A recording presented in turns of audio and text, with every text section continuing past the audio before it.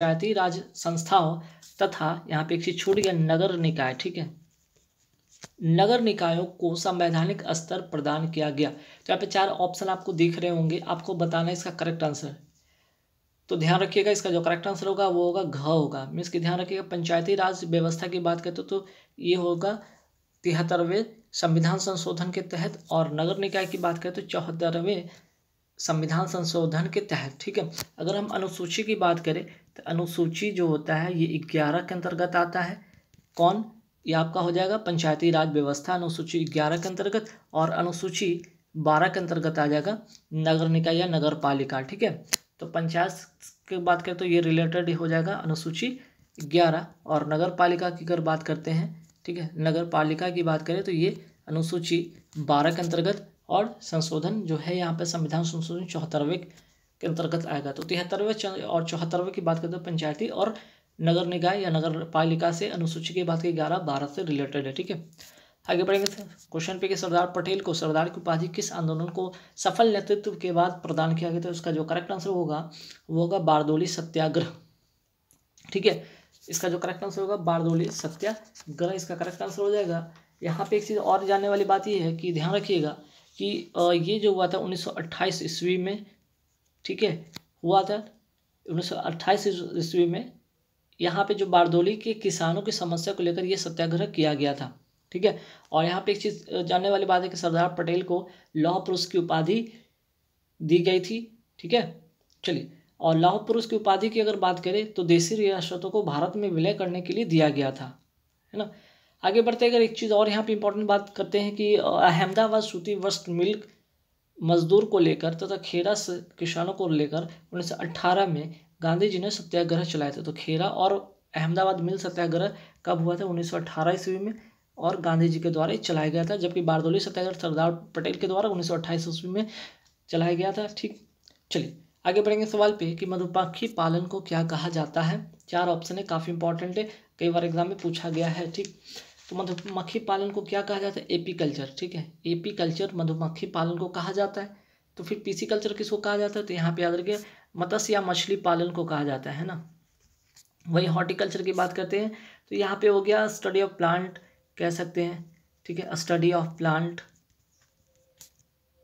Study of growing plant कह सकते हैं। ठीक है, स्टडी ऑफ ग्रोइंग ट्रीज कहिए, प्लांट कहिए, है ना, वेजिटेबल्स कहिए, फ्लावर्स कहिए। ठीक, वही बात करते हैं सिल्वी कल्चर की बात करते हैं तो ये हो जाएगा study of forest and would. ठीक है, तो यहाँ से एपी कल्चर वाला काफ़ी बार एग्जाम में पूछा गया, मधुमक्खी पालन को क्या कहा जाता है। ठीक, तो ध्यान रखिएगा। सेरिकल्चर से भी रिलेटेड क्वेश्चन आता है तो रेशम के कीड़े का पालन क्या कहते हैं, पीसी कल्चर की तो बात होगी। और पोमोलॉजी भी पूछा जाता है तो फलों का अध्ययन के से पूछा जाता है। चलिए आगे बढ़ेंगे सवाल में। जल का शुद्धिकरण किया जाता है, किसके द्वारा किया जाता है? ठीक है, पानी में क्या ऐसा मिला देंगे जिससे कि उसका जो है उसका शुद्धिकरण हो जाएगा। उसका जो करेक्ट आंसर होगा वो होगा क्लोरीन द्वारा, यानी कि 20 का करेक्ट आंसर होगा। नेक्स्ट क्वेश्चन है कि यदि दूध से क्रीम को अलग कर दिया जाए तो दूध का घनत्व क्या होगा? ठीक है, तो इसका दूध का जो घनत्व होगा वो होगा बढ़ जाता है। ठीक है, आप इसको कर देंगे अलग तो ये दूध का क्या होगा, घनत्व क्या हो जाता है, बढ़ जाता है। ठीक है, और यहाँ पे एक चीज़ और इम्पॉर्टेंट, दूध की अगर शुद्धता की बात करें तो किससे मापा जाता है? तो लैक्टोमीटर से मापा जाता है। और दूध की अगर बात करें खट्टे होने का कारण क्या है? तो लैक्टिक अम्ल के कारण ये होता है। आगे बढ़ेंगे, काफ़ी इंपॉर्टेंट क्वेश्चन है कि आंसू में निम्नलिखित में कौन सा एंजाइम पाया जाता है? तो आंसू में जो एंजाइम पाया जाता है लाइसोजाइम एंजाइम पाया जाता है। वेरी वेरी इंपॉर्टेंट है, जो कि करता है क्या भाई, ये जो बैक्टीरिया जो आते हैं आँख में आ जाते हैं, ठीक है, उसको ये मारता है। ठीक, ये एंजाइम का काम ही क्या है, आपकी आँख में जो बैक्टीरिया होते हैं उसे मारते हैं, है ना। चलिए आगे बढ़ेंगे सवाल पे। सवाल नंबर 7 पे आते हैं कि दाद क्या है, मीन्स कि रिंग वर्म क्या है? तो एक कवक जनित रोग है, मीन्स कि फंगस जनित रोग है। क्लियर, चलिए आगे बढ़ेंगे कि 100 वर्ग गज क्षेत्रफल का अर्थ क्या होता है? तो 100 वर्ग गज क्षेत्रफल का अर्थ होता है 83.6 वर्ग मीटर होता है इसका करेक्ट आंसर। ठीक है, 83 इसे रट लीजिएगा आप। क्लियर, और एक गज की अगर बात करते हैं एक गज में कितना होता है मीटर? एक गज में होता है 0.91 मीटर होता है। चलिए आगे बढ़ेंगे। सुभाष चंद्र बोस किस छद्म नाम से कलकत्ता से काबुल पहुंचे? ठीक है, काफ़ी इंपॉर्टेंट क्वेश्चन है। तो इसका जो करेक्ट आंसर होगा वो होगा जियाउद्दीन। ठीक है, जियाउद्दीन के नाम से काबुल पहुंचे। चलिए आगे बढ़ेंगे सवाल पे, किस स्थान को समुद्रपुत्र कहा जाता है? तो इसका करेक्ट आंसर होगा वो होगा गंगा सागर। नेक्स्ट क्वेश्चन पे आते हैं कि शक संवत कब से प्रारंभ किया गया? तो शक संवत की अगर बात करें तो ये 78वीं ईस्वी में प्रारंभ किया गया, जब कनिष्क ने 78वीं ईस्वी में गद्दी पर बैठने के समय शक संवत चलाया था, तब से ये प्रथा चली आ रही है। ठीक है, तो कनिष्क के समय से ये प्रथा है कि इसके जो शक संवत की शुरुआत हुई है कनिष्क के समय की बात है। ठीक है, ध्यान रखिएगा कनिष्क के समय की ये बात है। चलिए आगे बढ़ेंगे सवाल पे, भारतीय राष्ट्रीय कांग्रेस ने मौलिक अधिकारों पर पारित प्रस्ताव को अपने में स्वीकार किया कब? ठीक है, भारतीय राष्ट्रीय कांग्रेस ने मौलिक अधिकारों पर पारित प्रस्ताव को अपने में स्वीकार कब किया? तो इसका जो करेक्ट आंसर हुआ कराची अधिवेशन 1931 में स्वीकार किया। कराची अधिवेशन 1931 में स्वीकार किया गया। और बात करें 1931 के कराची कांग्रेस अधिवेशन की अध्यक्षता किसने किया था? तो ये किया था सरदार वल्लभ भाई पटेल ने की थी। ठीक है, सरदार वल्लभ भाई पटेल ने इसकी अध्यक्षता की थी। ठीक है, आगे बढ़ेंगे सवाल पे कि संवहनीय वर्षा की कौन सी विशिष्टता नहीं होती है? संवहनीय वर्षा की कौन सी विशिष्टता नहीं है? तो इसका जो करेक्ट आंसर हो जाएगा वो हो जाएगा यह प्राय दोपहर से पहले होती है, ये नहीं होगा। ठीक है, सामान्य वर्षा की यह विशिष्टता नहीं है कि यह प्राय दोपहर से पहले होती है। ठीक है, सामान्य वर्षा की बात करें तो भूतल गर्म होने से वायु गर्म हो जाती है, वायु गर्म होकर फैलती है और हल्की हो जाती है, और हल्की वायु ऊपर उठने लगती है और संवहनीय धाराओं का निर्माण करती है, जिसके कारण ये वर्षा होती है। ठीक है, और सामान्य वर्षा की बात करें तो इसमें मूसलाधार वर्षा होती है, बिजली और कर्क से युक्त वर्षा संवहनीय वर्षा जो होती है खासकर विषुवतीय प्रदेश में होता है। क्लियर, चलिए आगे बढ़ेंगे सवाल पे कि सूर्य हमें सूर्योदय के कुछ पहले और सूर्योदय के कुछ देर बाद तक दिखाई देता है, इसका रीज़न क्या है? तो इसका रीज़न है अपवर्तन के कारण। ठीक है, इसका रीज़न है अपवर्तन के कारण। नेक्स्ट क्वेश्चन है कि जब किसी बर्फ के टुकड़े पर दाब बढ़ाया जाता है तो इसका जो गलनांक है मीन्स की मेल्टिंग पॉइंट क्या हो जाता है? ठीक है, जब हम किसी बर्फ के टुकड़े पर दबाव बढ़ाएंगे तो इसका क्या होगा? तो इसका गलनांक जो होता है वो होता है घट जाता है। ठीक है, वो क्या होता है? घट जाता है, यानी कि कम हो जाता है ना। आगे बढ़ेंगे सवाल पे कि डीएनए की किस प्रक्रिया द्वारा आरएनए उत्पन्न होता है? तो इसका जो करेक्ट आंसर होगा वो होगा ट्रांसक्रिप्शन मीन्स की प्रतिलेखन। ठीक, काफ़ी बार एग्जाम में पूछा गया। और डीएनए का फुल फॉर्म आप सबको पता होना चाहिए कि डीऑक्सीराइबोन्यूक्लिक एसिड। ठीक है, इसका जो होगा वो क्या होगा? Nucleic acid. ठीक है, नोट कर लेंगे। और अगर बात करते हैं कि डीएनए को आनुवांशिक पदार्थ तथा जीन को आनुवांशिक इकाई कहते हैं। डीएनए को क्या कहा जाता है? आनुवांशिक पदार्थ कहा जाता है। और जीन को क्या कहा जाता है? आनुवांशिक इकाई कहा जाता है। और डीएनए की अगर बात करें तो इसका जो क्रियात्मक खंड को जीन कहते हैं। ठीक है, डीएनए के ही क्रियात्मक खंड को क्या कहते हैं? जीन कहते हैं। आगे बढ़ेंगे सवाल पे, अब सूची का मिलान करना है। सूची में मिलान करना है कि भाई किसका कितना होता है। यहाँ पे हृदय का विकास जो होता है उसमें हृदय का खंड कितना होता है ये बताना है। तो इसका जो करेक्ट आंसर होगा क्या होगा? मछली की अगर बात करें तो मछली में कितने कोष्ठ होते हैं? हार्ट में कितने कोष्ठ होते हैं, प्रकोष्ठ होते हैं? तो मछली में होते हैं 2 मीन्स कि फिश का हो जाएगा ये, इसका 4 हो जाएगा। सर्प की बात करते हैं उसमें कितना होता है? 3 प्रकोष्ठ, अर्थात ये होगा इसका करेक्ट आंसर 3। मगरमच्छ की बात करते हैं तो मगरमच्छ में 4 प्रकोष्ठ होता है, यानी कि 1 इसका करेक्ट आंसर होगा। और तारा मछली का स्टारफिश की बात करते हैं तो इसमें हृदय होता ही नहीं है, अर्थात इसका होगा 2, है ना। चलिए आगे बढ़ेंगे सवाल पे, सर्वप्रथम कलिंग पर किसने विजय प्राप्त की थी? तो सर्वप्रथम कलिंग पर महापद्म नंद ने प्राप्त किया था। ठीक है, महापद्म नंद ने प्राप्त किया था, इसका करेक्ट आंसर होगा ग।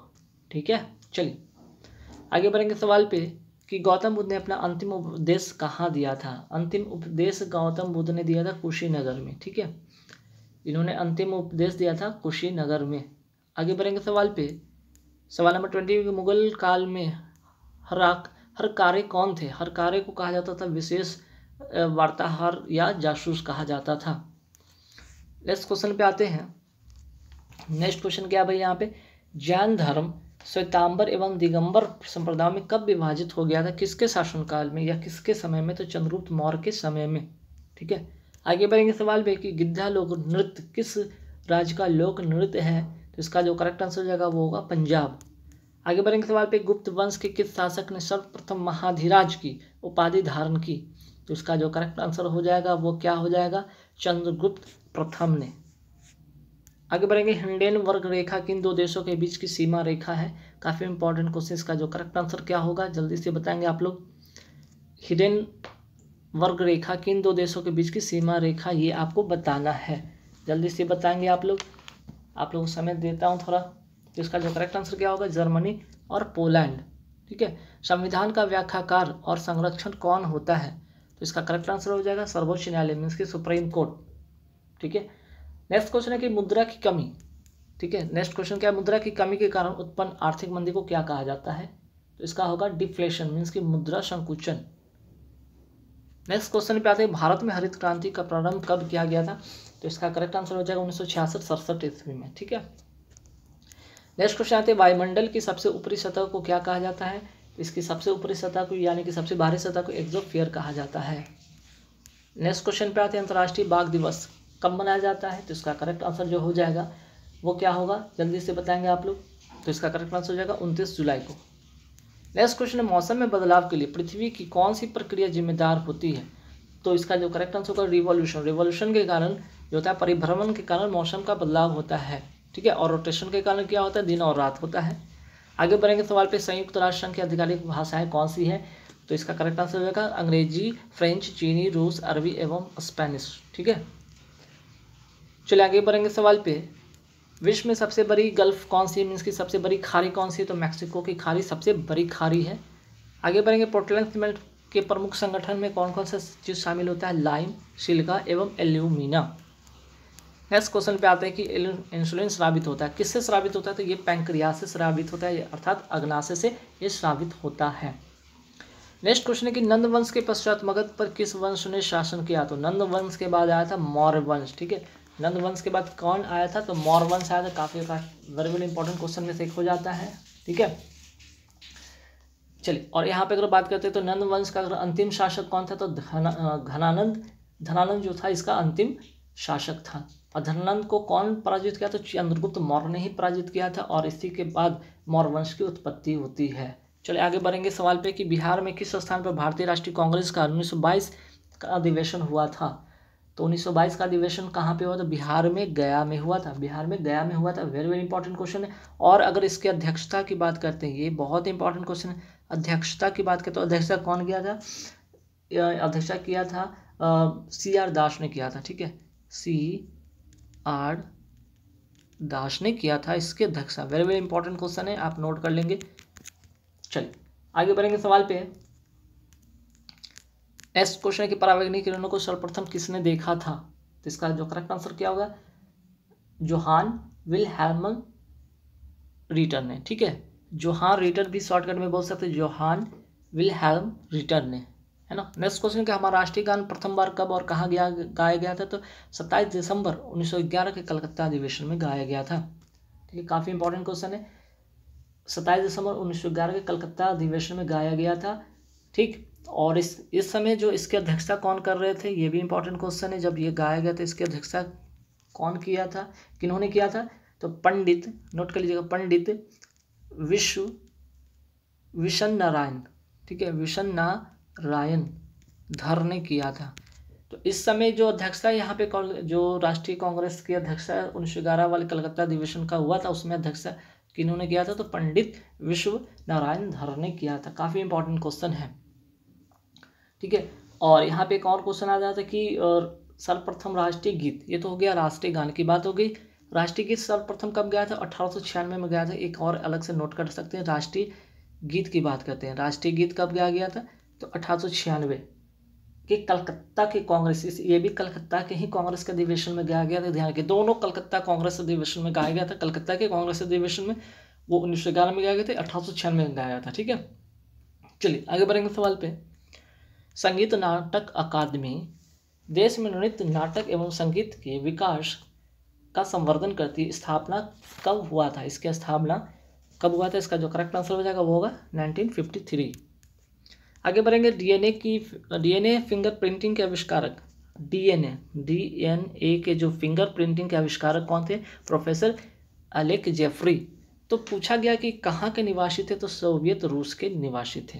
क्लियर। नेक्स्ट क्वेश्चन है कि मध्य प्रदेश में बैंक नोट छापने वाला कागज बनाया जाता है, कहाँ पे बनाया जाता है, तो बैंक मध्य प्रदेश के देवास में। आगे बढ़ेंगे। मिट्टी के तेल के लैंप में बत्ती में तेल चढ़ने का कारण क्या है, तो इसका कारण है कोशिकत्व। ठीक है। नेक्स्ट क्वेश्चन, निम्नलिखित में सबसे कम तरंगदैर्घ्य विकिरण किसका है, तो इसका करेक्ट आंसर हो जाएगा एक्स किरण। ठीक है, इसका जो करेक्ट आंसर हो जाएगा वो होगा एक्स किरण। नेक्स्ट क्वेश्चन है इंद्रधनुष बनने का कारण क्या है, तो इंद्रधनुष बनने का कारण क्या है, जल्दी बताएंगे। तो इसका कारण है अपवर्तन। ठीक है, इंद्रधनुष बनने का कारण क्या है, अपवर्तन। ठीक। आगे बढ़ेंगे। पानी के अंदर गोताखोर सांस लेने के लिए प्रयोग करते हैं, किस चीज़ का प्रयोग करते हैं, बताइए। O2 एवं He। O2 एवं He कहने का मतलब कि ऑक्सीजन एवं हीलियम का मिश्रण। नेक्स्ट क्वेश्चन, किस अयस्क में मैडम क्यूरी ने रेडियम प्राप्त किया था, तो रेडियम प्राप्त किया था पीच ब्लेंड। ठीक है, पीच ब्लेंड अयस्क से मैडम क्यूरी ने रेडियम प्राप्त किया था, और रेडियम रेडियो एक्टिव तत्व है, ये भी जान लीजिए। ठीक, चलिए आगे बढ़ेंगे। और राष्ट्रीय युवा दिवस कब मनाया जाता है, तो राष्ट्रीय युवा दिवस मनाया जाता है 12 जनवरी को। और किसके जन्मदिन के दिवस पे मनाया जाता है, तो स्वामी विवेकानंद के जन्मदिन पर, विवेकानंद के जन्म दिवस पर। ठीक है, जन्म दिवस पर ये मनाया जाता है। ठीक है। नेक्स्ट क्वेश्चन पे आते हैं कि देवधर ट्रॉफी किस खेल से संबंधित है, तो देवधर ट्रॉफी जो है ये क्रिकेट से संबंधित है। तो क्रिकेट से संबंधित देवधर ट्रॉफी के अलावा और भी है, जैसे कि आप नोट करिएगा, यहाँ पे ईरानी ट्रॉफी होता है, रणजी ट्रॉफी भी होता है, तो ये भी काफ़ी बार पूछा गया है क्वेश्चन। ठीक है। नेक्स्ट क्वेश्चन, क्लोरोफॉर्म को हवा तथा सूर्य के प्रकाश में रखने पर क्या प्राप्त होता है, तो क्लोरोफॉर्म को अगर ऐसा रखेंगे, ऐसे करेंगे, तो ये फॉस्फिन, ठीक है, फॉस्फिन प्राप्त होता है। और नेक्स्ट क्वेश्चन पे आते हैं कि निम्नलिखित में किस विटामिन की कमी से जनन क्षमता की कमी होती है, तो इसका जो करेक्ट आंसर हो जाएगा वो हो जाएगा विटामिन ई की कमी से। ठीक है। एक और यहाँ से क्वेश्चन काफ़ी इंपॉर्टेंट है, जैसे कि vitamin A, vitamin D, vitamin E और के वसा में घुलनशील विटामिन है। ठीक है, ये क्या है, वसा में घुलनशील है। ठीक है ना, ये घुलनशील है, ADE के वसा में घुलनशील विटामिन है, ध्यान रखिएगा। जबकि बी और सी जो है जल में घुलनशील है, काफ़ी बार पूछा गया, जल में घुलनशील है। ठीक है, तो बी और सी जल में घुलनशील है और बाकी ADE के वसा में घुलनशील हैं।